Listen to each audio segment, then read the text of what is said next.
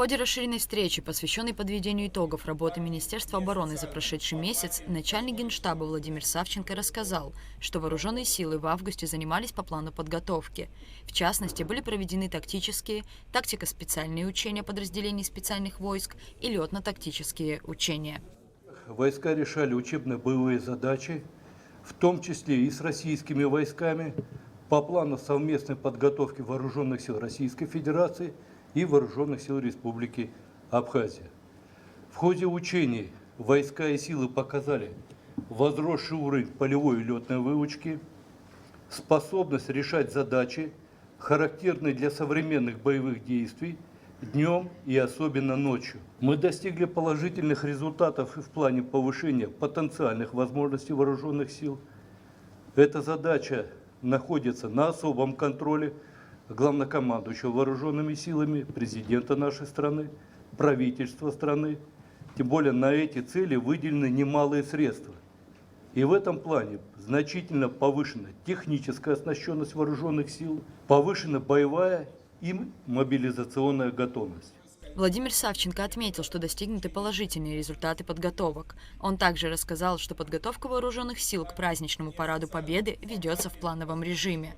В ходе отчетной встречи военнослужащим Минобороны были вручены грамоты за мужество и отвагу, проявленные в ходе тушения пожара, имевшего место 14 августа. Поощрены военнослужащие Министерства обороны и Генерального штаба. Грамотой министра обороны награждается подполковник Виквискири Астамур Валерьевич.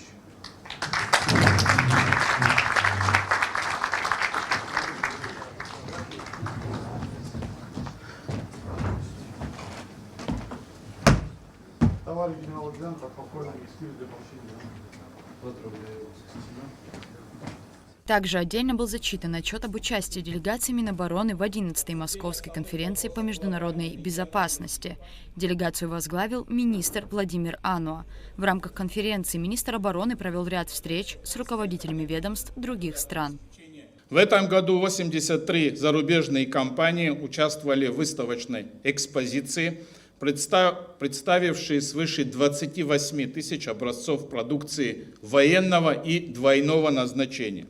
15 августа в рамках форума делегация Министерства обороны Республики Абхазия приняла участие в 11-й Московской конференции по международной безопасности.